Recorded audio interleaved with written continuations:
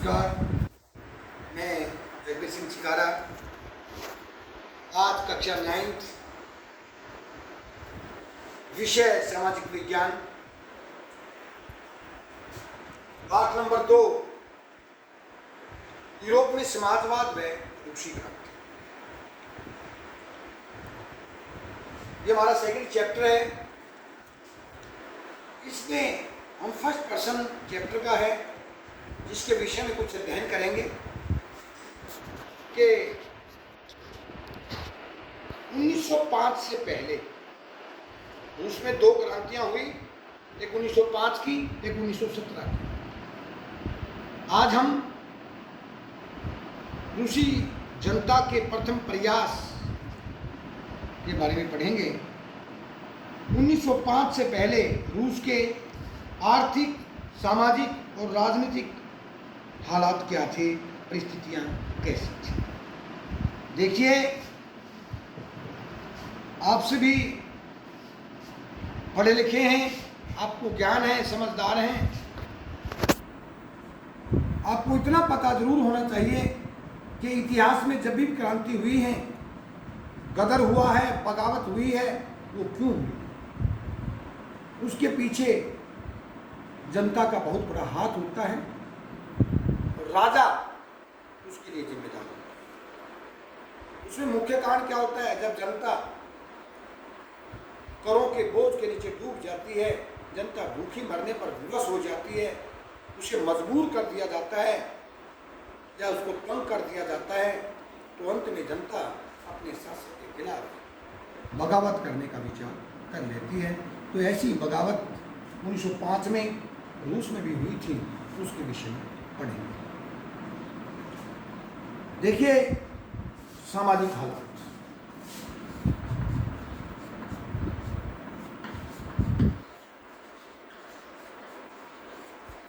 हालात का मतलब अवस्था, परिस्थिति।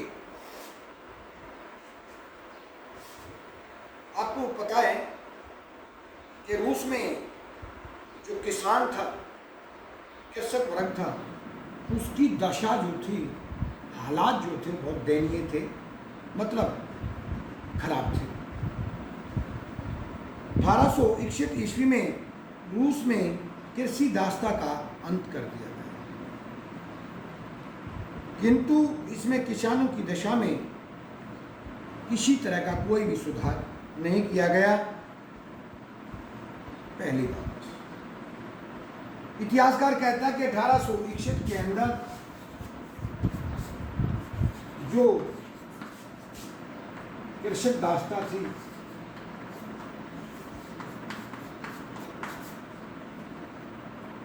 उसका अंत कर दिया। लेकिन जो किसान दास बनकर रहते थे,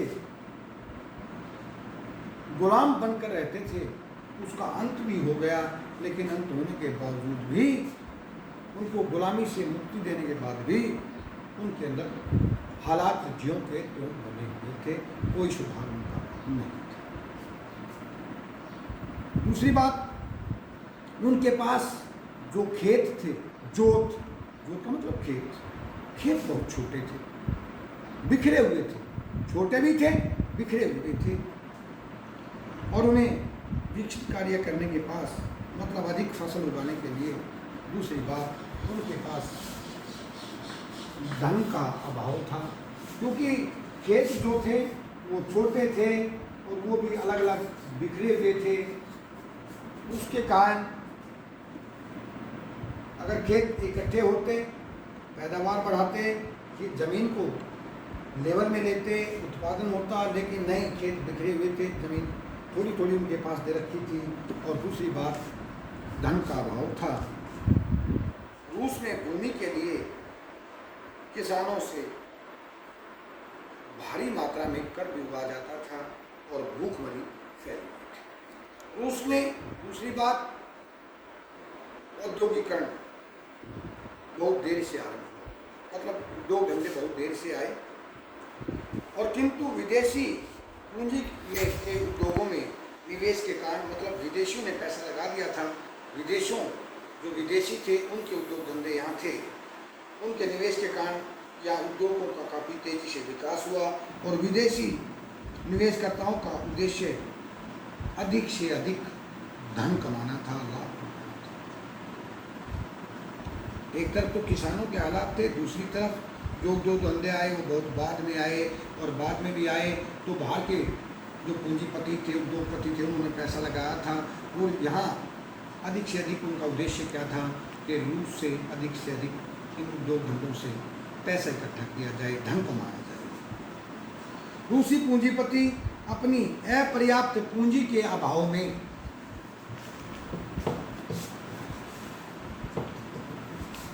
विदेशी निवेशकर्ताओं से मजदूरों को कम मजदूरी पर देकर होल्ड कर रहे थे। मतलब मजदूरों को फैक्ट्रियों में लगा रहे थे, जो उनका मेहनताना था उनको नहीं मिल पा रहा था। नतीजन कारखानों के स्वामी चाहे विदेशी हों या रूसी, मजदूरों का जमकर शोषण कर रहे थे। मजदूरों को कोई राजनीतिक अधिकार प्राप्त नहीं थे, और कार्ल मार्क्स के ये शब्द मजदूरों के पास सिवाय अपनी बेड़ियों को खोने के लिए कुछ भी नहीं है। ये कार्ल मार्क्स ने कहा था कि जो ये एक प्रकार की 12-15 घंटे काम लेकर उनसे कम उनको वेतन देकर उनका जो शोषण कर रहे थे, अधिक से अधिक लाभ कमा रहे थे, तो उस संबंध में कार्ल मार्क्स ने अपनी पुस्तक दास कैपिटल में ये वर्ड कहे थे कि मजदूरों के पास सिवाय इन बेड़ियों को तोड़ने के अलावा और कोई चारा नहीं है। मतलब क्रांति के अलावा और कोई चारा नहीं है। उनके हालात, दशा बिल्कुल शोचनीय थी। अब हालात इतने बदतर थे, गरीब भी थे, मजदूर भी थे, किसान भी थे, भरपेट भोजन नहीं मिल पा रहा था। उनका जमींदार भी, सामंत वर्ग भी, उद्योगपति भी, चाहे वो रूसी हो विदेशी हो, सब शोषण कर रहे थे। मजबूर होकर वहाँ की जनता ने ये कदम उठाया। अगली बात, राजनीतिक दशा। रूस में जो वहाँ के शासक होते हैं उनको जार का पद दिया जाता है, जार कहा जाता है। तो जारों का निरंकुश शासन था। जार निकोलस द्वितीय राजा के दैवीय अधिकारों में तब भी अधिक विश्वास रखता था। वह प्रत्येक कीमत पर अपनी निरंकुशता बनाए रखना चाहता था। उसने प्रगति शब्द में के प्रयोग पर भी प्रतिबंध लगा रखा था। उसने उच्च वर्ग और उच्च पादरियों को का ही समर्थन प्राप्त था। जो कुलीन वर्ग के लोग थे, उच्च वर्ग के लोग थे, वे ही निकोलस के साथ थे, बाकी सभी निकोलस से नाराज थे। जारों का अधिकारी वर्ग अयोग्य, भ्रष्ट और अपने कार्यों में एक कुशल था। इन अधिकारियों का चयन योग्यता के आधार पर नहीं, बल्कि विशेष अधिकार प्राप्त वर्ग से किया जाता था। उनको कोई योग्यता नहीं देखी जाती थी। जो जितने बड़े परिवार से था, जितने बड़े विशेष अधिकार थे, उसी के अनुसार उनको उनका पद दे दिया जाता था। अंत में रूस के जार शासकों ने यूरोप में एशिया के अनेक राष्ट्रों को जीतकर अपने साम्राज्य की सीमाएं काफ़ी हद तक बढ़ा ली थी। और रूस के साम्राज्यवादी विस्तार के फलस्वरूप उन्होंने अपने साम्राज्यवादी शक्तियों के साथ कई युद्ध भी किए। इन युद्धों ने जार शाही राजकोष को खाली कर दिया, जिससे देश की आर्थिक व राजनीतिक स्थिति जो थी वो बिगड़ती चली। दोनों के दोनों आपने हालात पढ़े, आर्थिक हालात भी पढ़े, पैसे की कमी, शोषण करना। आपने भारतीय जो रूस के किसान थे उनके बारे में भी पढ़ा, दास्ता बंद होने के कारण भी उनका फिर भी शोषण हो रहा। आपने राजनीतिक हालात पढ़े कि जो जार थे वो अपना मौज मस्ती का जीवन व्यतीत कर रहे थे। जो उसके सगे संबंधी थे, उसके मंत्री थे, अयोग्य थे, अकुशल थे, लेकिन फिर भी विशेष अधिकार होने के बावजूद भी उनको पद दे दिए जाते थे। रूस ने अपनी सीमाएं फैलाने के लिए अनेक युद्ध किए। मुख्य कारण क्या था कि युद्धों में काफ़ी पैसा खर्च हुआ और रूस कि शासकों के पास, जारों के पास अब खजाना खाली था, कुछ नहीं रहा था। अब उस खजाने को भरने के लिए ये शासक जो थे अधिक से अधिक जो कर थे वो वहाँ की जनता पर बना रहे थे।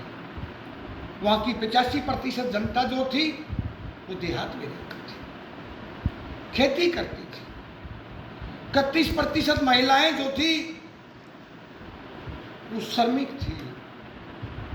उन्होंने मजबूर होकर इस तरह का ये कदम उठाया, भूखे मरते हुए उन्होंने 1905 की क्रांति का बिगुल बजा दिया। आपने ये प्रसंग जो पढ़ा ये 1905 के क्रांति से पहले के रूस के हालात थे। कल आपको एक नया प्रसंग फिर लेकर हाजिर होंगे, तब तक के लिए